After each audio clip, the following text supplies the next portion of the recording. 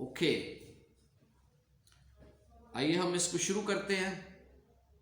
और मैं दरख्वास्त करूँगा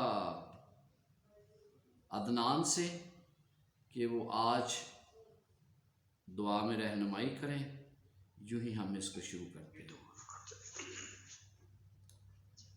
जी दुआ करेंगे।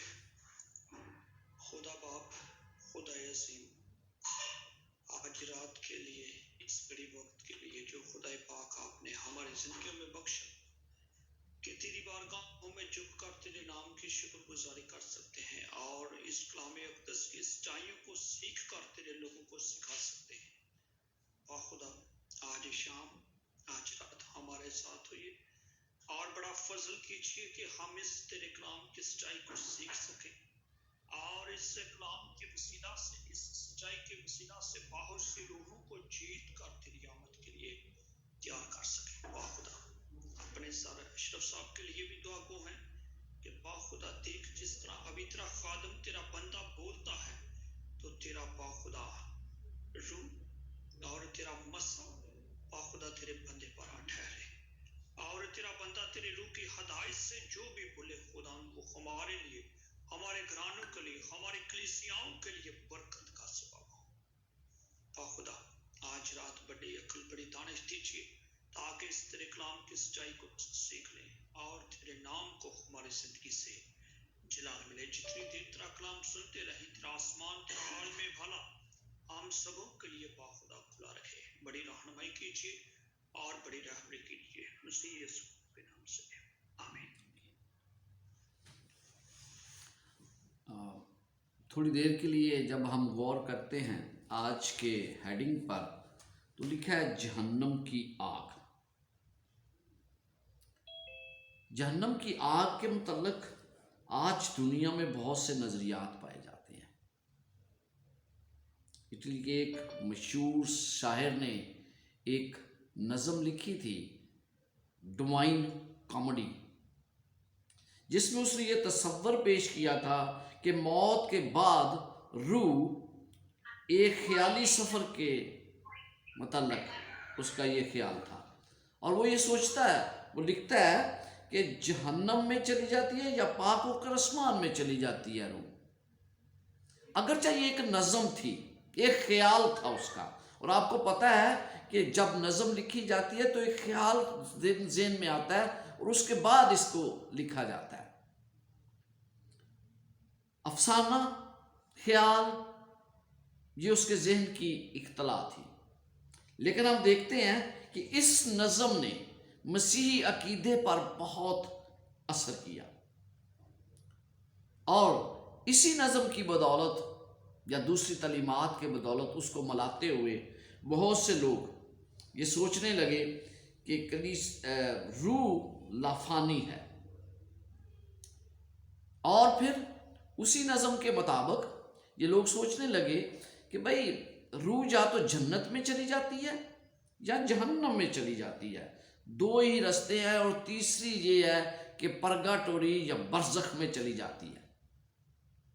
तो ये बड़ी अहम तालीम है और कलीसिया में प्रोटेस्टेंट, कैथोलिक, बहुत से लोग आज इसी तालीम के मानने वाले हैं। लेकिन आज हम सीखेंगे कि क्यों ये तालीम बाइबल के मुताबिक नहीं है। अगर आपके पास इंजील मुक़द्दस है तो मेरे साथ निकालिएगा मरकस 9 बाब, और यहाँ पर चंद बातें बताई गई हैं इसी के मतलब 42 आयत से। वो लिखा है यहाँ पर कि अगर तेरा हाथ तुझे 43 आयत, अगर तेरा हाथ तुझे ठोकर खिलाए तो उसे काट डाल। टुंडा होकर जिंदगी में दाखिल होना तेरे लिए सिर बेहतर है कि दो हाथ रखते हुए जहन्नम के बीच उस आग में जाए जो कभी बुझने की नहीं।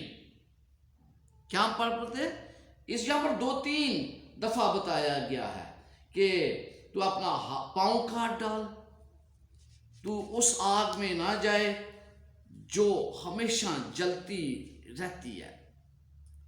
तो इन तमाम बातों को जब हम देखते हैं تو ایسا محسوس ہوتا ہے کہ شاید یہ آگ جو ہے یہ ابد تک جلتی رہے گی۔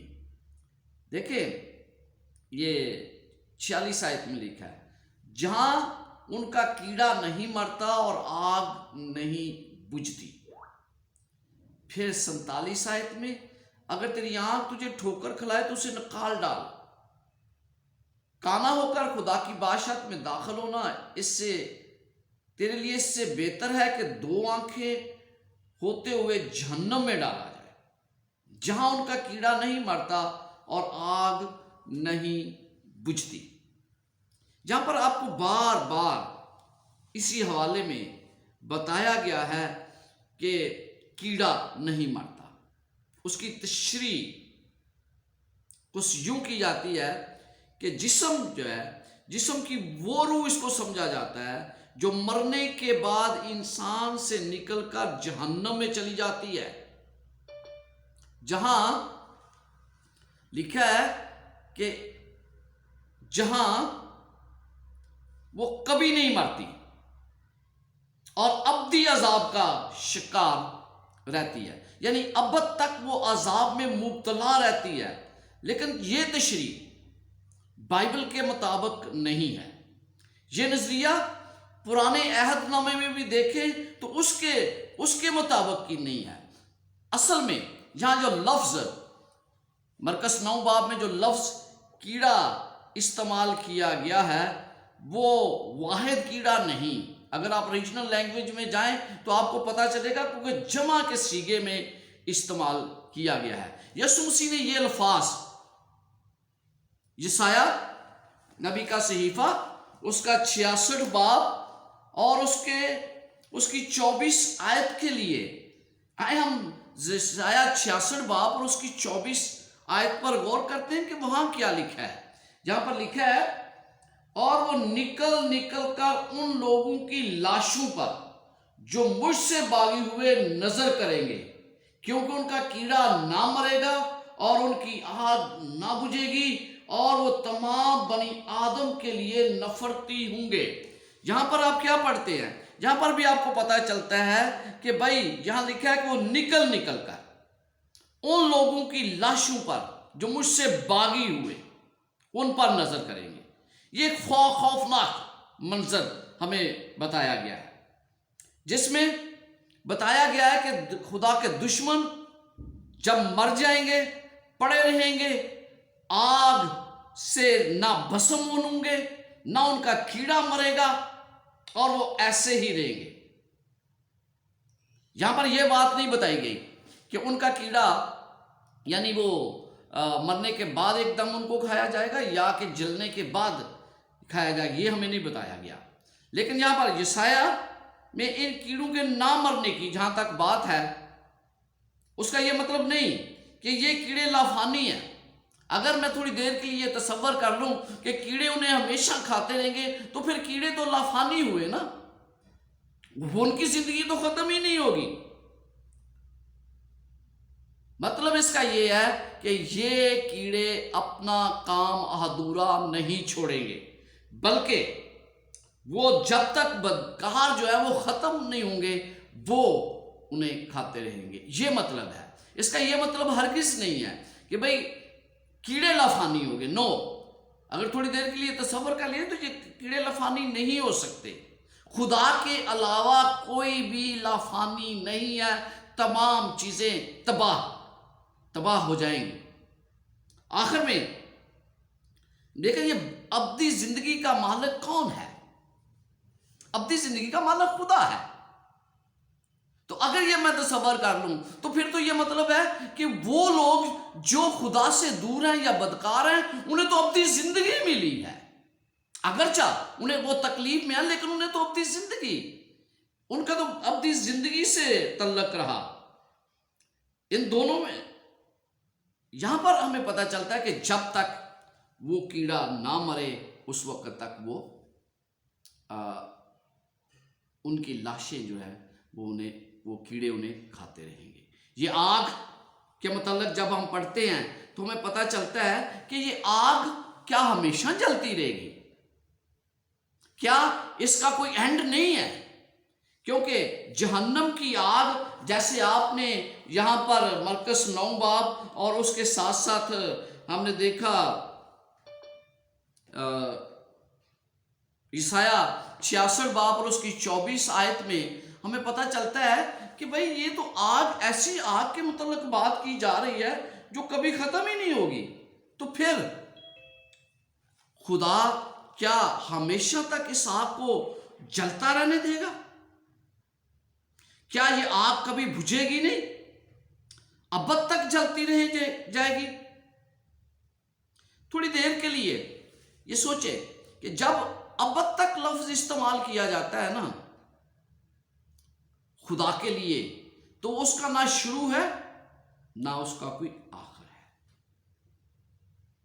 ابد تک لفظ کے لیے میں جب بات کرتا ہوں وہ، لیکن جب انسان کے متعلق سوچا جاتا ہے تو ہمیں پتہ ہے اس کی ایک ابتدا ہے، اس کی ایک انتہا ہے. تو لہٰذا ہم جب اس لحاظ سے سمجھا جاتا ہے تو ہمیشہ کی آگ کا جب بیان کیا جاتا ہے تو ہمیں اسی طرح اس کو سمجھنا ہے کہ جب تک یہ آگ اپنا کام مکمل نہ کر لے یہ بجھے گی نہیں. جب تک شریر اس میں بسم نہ ہو جائیں اس وقت تک یہ نہیں بجھے گی. آئیے ہم ملاکی 4 باب اور اس کی پہلی آیت پڑھتے ہیں.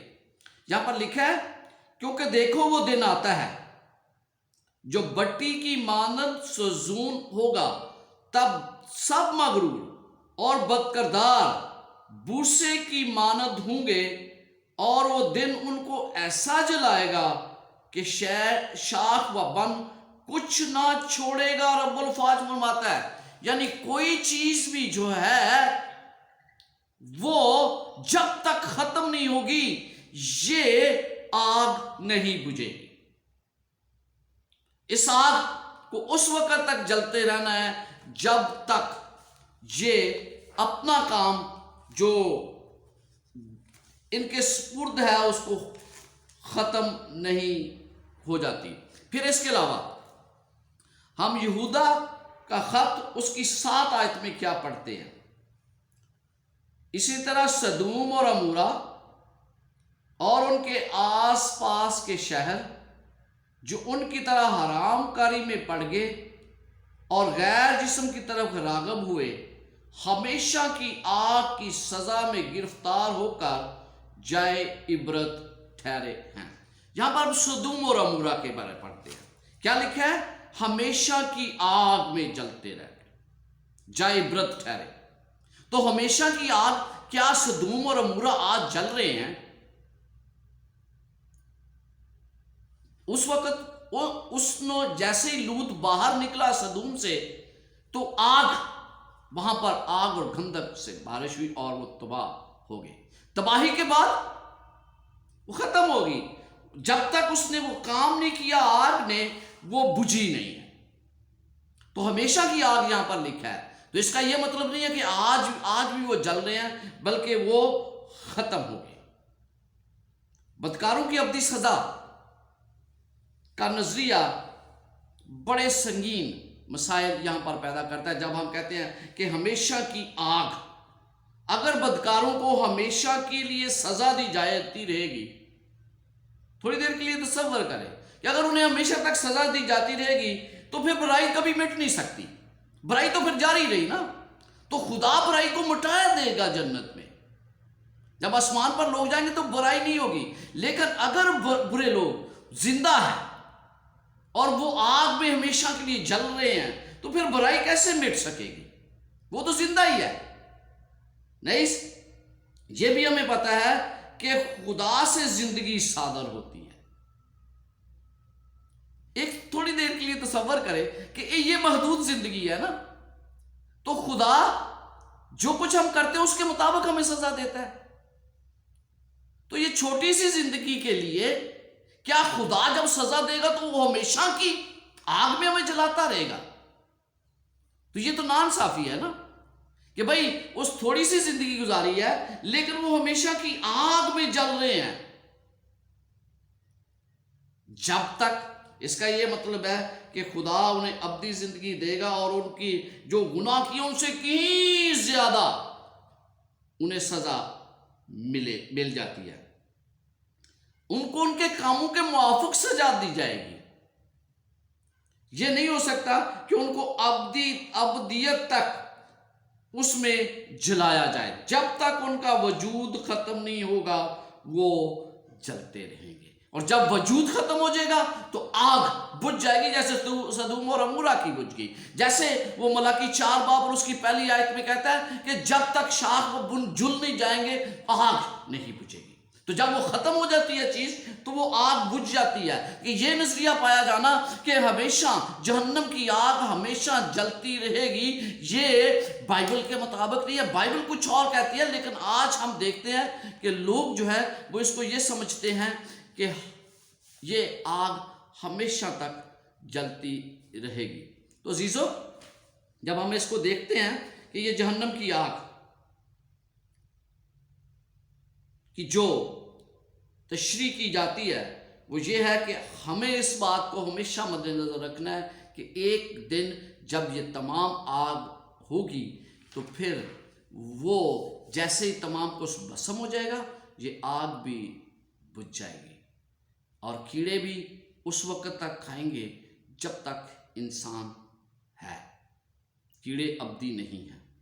ایک اور تیسری بات جو اکثر ہم شاید سوچتے ہیں یا بہت سے لوگ اس کے بارے سوچتے ہیں، برزخ کی تعلیم دی جاتی ہے، اور خاص طور پر رومن کیتھولک اس کے متعلق یہ تعلیم دیتے ہیں کہ انسان جو اچھے انسان ہیں وہ فردوس میں چلے جاتے ہیں، لیکن جو تھوڑے کم انسان ہیں یا کم گناہگار ہیں وہ برزخ میں چلے جاتے ہیں، اور اس کے بعد ان کے لیے دعا کی جاتی ہے، اور جب دعا کی جاتی ہے تو اس کے بعد وہ جنت میں جا سکتے ہیں۔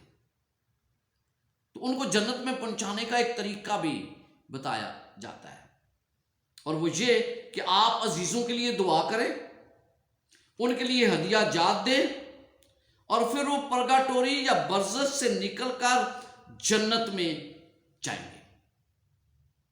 یہاں پر ایک اقتباس کیٹیکزم سے لیا گیا ہے جو کہ آپ کے لیسن سٹڈی میں ہے، میں وہاں سے پڑھتا ہوں آپ سب کے لیے۔ لکھا ہے، وہ تمام لوگ جو خدا کے فضل کے تحت اور اس سے دوستی میں مرتے ہیں لیکن پھر بھی نامکمل طور پر پاک ہوتے ہیں، در حقیقت ان کی نجات یقینی ہوتی ہے، اس لیے اپنی موت کے بعد وہ پاکیزگی کے عمل سے گزرتے ہیں تاکہ فردوس میں خوشی کے ساتھ داخل ہونے کے لیے ضروری تقدیس کو حاصل کر سکیں۔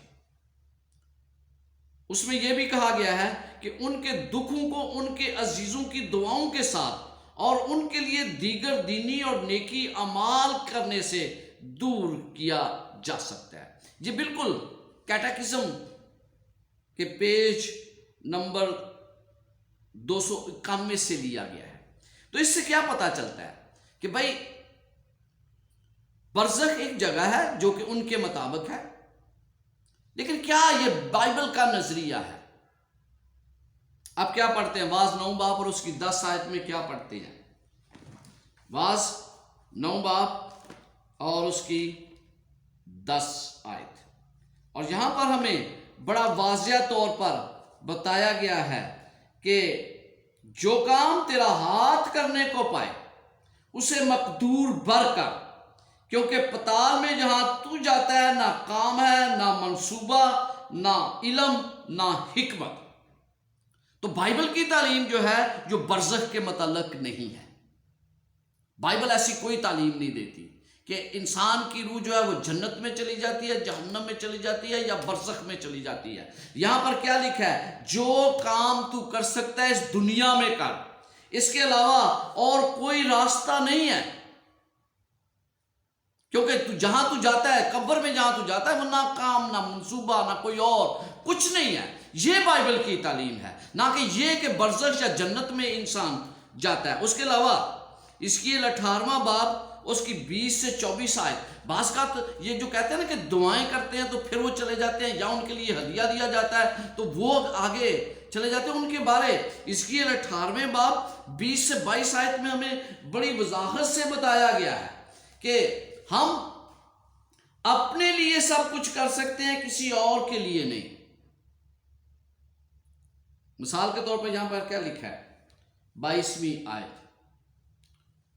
لیکن اگر شریر اپنے تمام گناہوں سے جو اس نے کیے ہیں باز آئے اور میرے سب آئین پر چل کر جو جائز اور روا ہے کرے، عمل کرے، تو وہ یقیناً زندہ رہے گا، وہ نہ مرے گا۔ وہ سب گناہ جو اس نے کیے ہیں ان کے خلاف محسوب نہ ہوں گے، وہ اپنی راست بازی میں جو اس نے کی زندہ رہے گا، خداوند خدا فرماتا ہے۔ لیکن اگلی آیت میں دیکھیں، یہ کہتا ہے کیا، لیکن اگر صادق اپنی صداقت سے باز آئے اور گناہ کرے اور اس سب گناہوں کاموں کے مطابق جو شریر کرتا ہے کرے، تو کیا وہ زندہ رہے گا؟ اس کی تمام صداقت جو اس نے فراموش ہوگی، وہ اپنے گناہوں میں جو اس نے کیے اور اپنی خطاؤں میں جو اس نے کی ہے مرے گا۔ تو بھی تم کہتے ہو کہ خداوند کی روش راست نہیں۔ اے بنی اسرائیل سنو، کیا میری روش راست نہیں؟ کیا میری روش ناراست نہیں؟ جب صداقت اپنی صداقت سے باز آئے تو بدکرداری کرے اور اس میں مرے، تو وہ اپنی بدکرداری سے مرے گا۔ لکھا ہے اسرائیل یہ کہتے ہیں کہ وہ راست ہے، لیکن ان کے کام ایسے نہیں ہیں۔ جو سزا جو جان گناہ کرتی ہے سو سزا پاتی ہے۔ کسی اور یعنی کہ باپ کے گناہ بیٹے پر یا بیٹے کے گناہ باپ پر منتقل نہیں ہو سکتے۔ پھر اس کے علاوہ عبرانی 7 باب اور اس کی 9 باب اور اس کی 27 آیت میں یوں لکھا ہے، اور جس طرح آدمیوں کے لیے ایک بار مرنا اور اس کے بعد عدالت کا ہونا مقرر ہے، یعنی انسان کو ایک بار مرنا ہے، اس کے بعد عدالت آتی ہے، اس سے پہلے نہیں۔ برزخ میں پاکیزگی کا جو عقیدہ ہے، جہاں مردوں کے لیے دعا کی جاتی ہے، ان کے لیے نیک اعمال کیے جاتے ہیں، ان کے لیے نذرانے دیے جاتے ہیں، ان کے لیے بہت کچھ کیا جاتا ہے تاکہ وہ برزخ سے نکل کر جنت میں چلی جائیں۔ یہ منصوبہ ان آیات کے مطابق بالکل ٹھیک نہیں ہے، اور نہ ہی کوئی ایسی جگہ کا تصور بائبل میں پایا جاتا ہے۔ یہ عقیدہ ان لوگوں کے لیے ناقابل قبول ہے جو بائبل کی تعلیمات پر یقین رکھتے ہیں۔ اس کی وجوہات کیا ہے؟ پہلی بات، مردے اپنی قبروں میں پڑے ہیں اور آرام کرتے ہیں، بائبل کی یہ تعلیم ہے۔ بائبل کی یہ تعلیم ہے کہ مردے مرتے ہیں اور وہ قبروں میں پڑے رہتے ہیں اس وقت تک، یہ نہیں کہ وہ برزخ میں چلے جاتے ہیں۔ پھر دوسری یہ کہ ایک گناہگار انسان کی راست بازی دوسرے گناہگار کو منتقل نہیں کی جاتی، جتنی مرضی آپ دعائیں کریں، جو کچھ آپ مرضی کریں، لیکن ایک شخص کی راست بازی دوسرے شخص کو منتقل ہرگز نہیں کی جا سکتی۔ پھر ہم تیسری بات، ہمارا درمیانی کوئی نہیں ہے، کوئی کسی کے لیے شفاعت نہیں کر سکتا۔ بائبل مقدس میں بڑا واضح طور پر لکھا ہے کہ یسوع مسیح ہی ہمارا درمیانی ہے اور کوئی ہمارا درمیانی نہیں۔ پھر چوتھی بات کہ ایک بار مرنے کے بعد عدالت کا سامنا ہے، اس کے درمیان کوئی ایسی جگہ نہیں ہے کہ جہاں ہم کہتے ہیں کہ لوگ چلے جاتے ہیں، ہرگز ایسی کوئی جگہ نہیں ہے۔ لہٰذا ہمیں برزخ کی تعلیم جو دی جاتی ہے، یا بہت سے مسیح جو اس کے بارے سیکھتے ہیں، وہ بائبل مقدس کی روح کے مطابق ہرگز ٹھیک نہیں ہے۔ اگرچہ بہت سی پروٹسٹنٹ کلیسیا جو ہیں وہ برزخ کے عقیدے سے اتفاق نہیں کرتی، تاہم بہت سے ایسے ضرور ہیں وہ یہ کہتے ہیں کہ مقدسوں کی روحیں آمد ثانی سے پہلے ہی خدا کی حضوری یعنی آسمان پر لطف اندوز ہوتی ہیں۔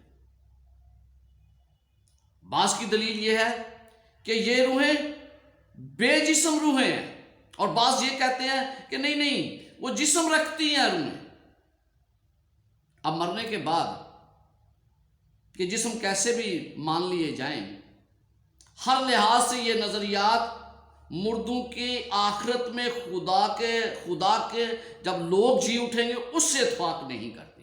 اس عدالت کا مطلب پھر کیا ہے؟ جب پہلے ہی مردے جسم کے بغیر آسمان پر چلے جاتے ہیں تو پھر ان کی ضرورت کیا ہے کہ یسوع مسیح آئے اور عدالت کرے؟ پھر ایسا نہیں ہو سکتا۔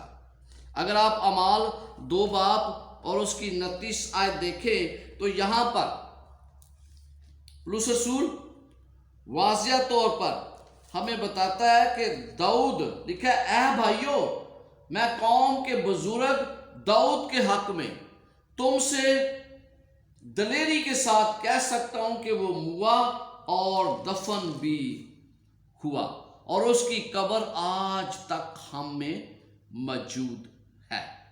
اس کے علاوہ 39 آیت میں ہم دیکھتے ہیں، اس لیے کہ یہ وعدہ تم اور تمہاری اولاد اور ان سب دور کے لوگوں سے بھی ہے جن کو خداوند ہمارا خدا اپنے پاس بلائے گا۔ تو یہ تمام چیزیں ہمیں یہ بتاتی ہیں۔ پھر ہم پہلا کرنتھیوں 15 باب میں بڑی تفصیل کے ساتھ اس بات کو پڑھتے ہیں کہ خدا کے لوگ خدا کی آمد پر زندہ کیے جائیں گے، اس کے بغیر نہیں۔ پھر تھوڑی دیر کے لیے بائبل مقدس صرف اس وقت کا ذکر کرتی ہے جب لوگ آسمان پر جائیں گے جی اٹھنے کے بعد۔ اس وقت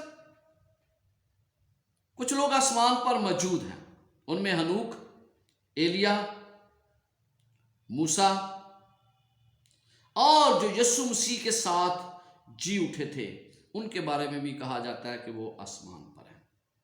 ہم یہ دیکھ چکے ہیں پچھلے سبق میں، جو قربان گاہ کے نیچے روحیں چلاتی ہیں، وہ خدا سے انصاف مانگتی ہیں، یہ ایک صرف علامتی طور پر ہے اور اس سے روح کے غیر فانی ہونے کے نظریہ کو ثابت نہیں کیا جا سکتا، ورنہ اس قربان گاہ کے تلے کی روحیں سے بالکل اسے نظر انداز نہیں کیا جا سکتا، کیونکہ مرنے کے بعد قبر ہی مردوں کی آرام گاہ ہے اور کوئی ایسی جگہ نہیں کہ مردے شعوری طور پر حالت میں رہتے ہوئے زندہ ہوں۔ یعنی بدن کے بغیر خدا فردوس میں کس طرح لوگ جائیں گے، یہ ہرگز ممکن نہیں۔ جب تک یسوع مسیح نہیں آتے اس وقت تک تمام مردے قبروں میں پڑے ہیں۔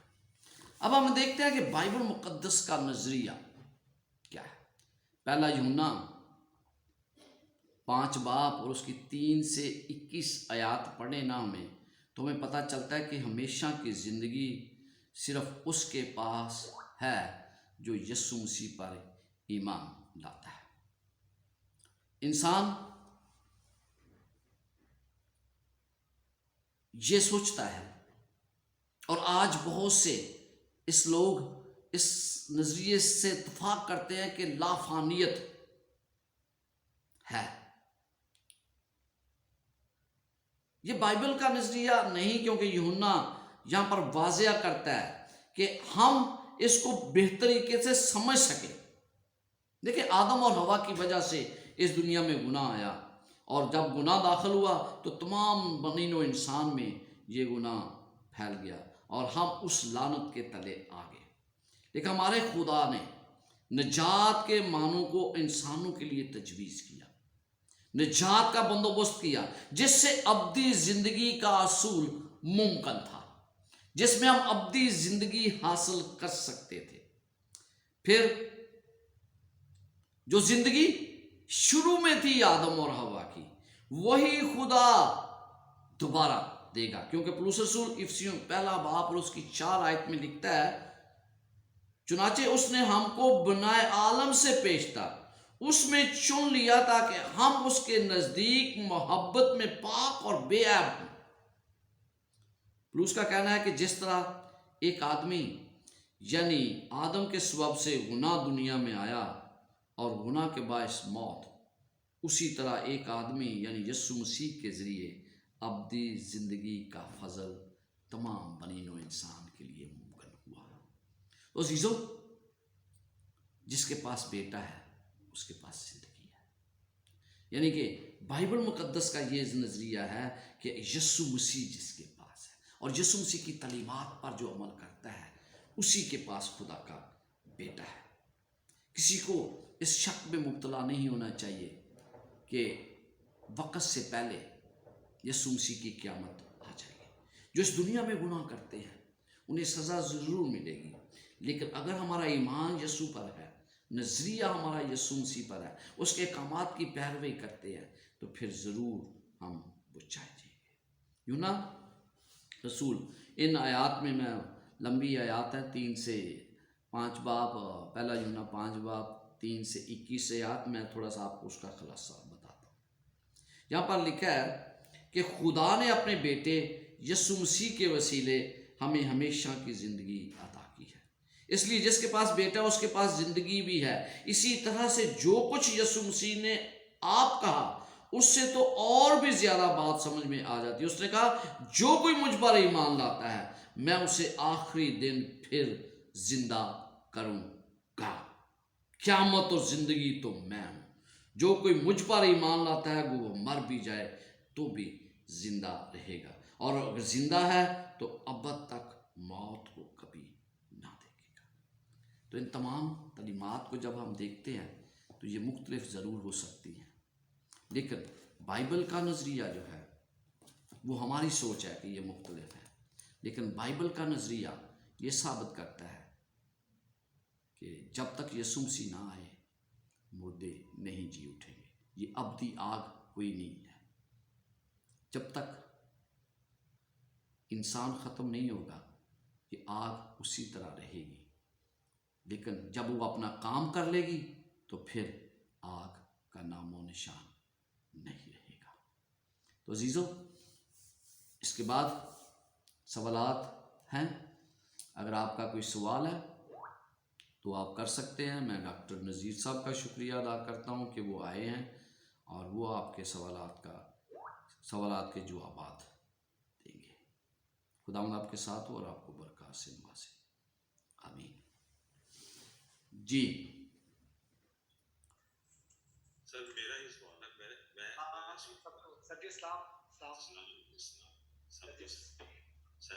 جی سہیل صاحب،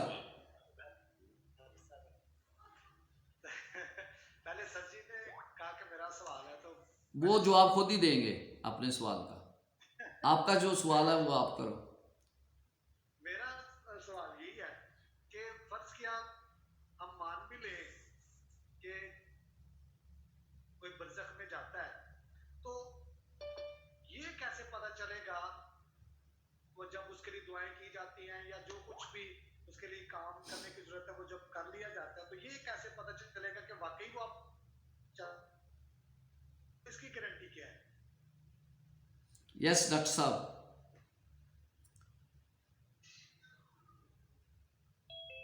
نہیں، میرے پاس بائبل مقدس میں تو کوئی ایسی گارنٹی نہیں ہے جو میں آپ کو بتا سکوں۔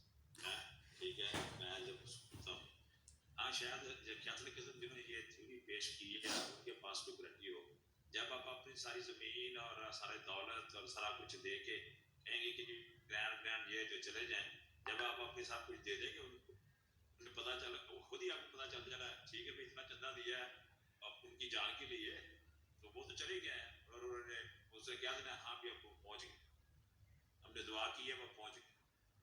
ایسا سوال ہے۔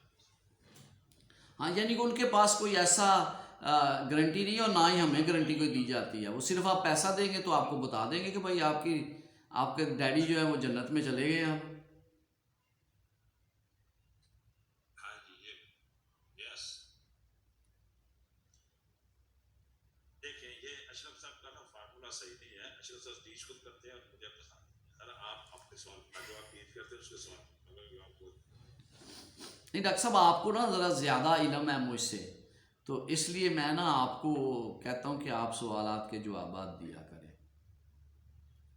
آپ کا کنٹریبیوشن بڑا ضروری ہے میرے لیے، تو اگر آپ کا کوئی سوال ہے تو وہ آپ کر لیں۔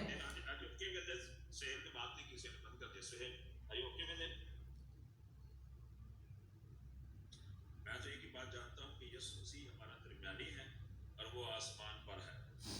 हिब्रूज 7 यानी इब्रानियों 7 बाब की 25 आयत पढ़े, और वो वहाँ जिंदा है और हमेशा तक हमारी शफात करता है। वो शफात जब तक हम जिंदा हैं तब तक हो सकती है।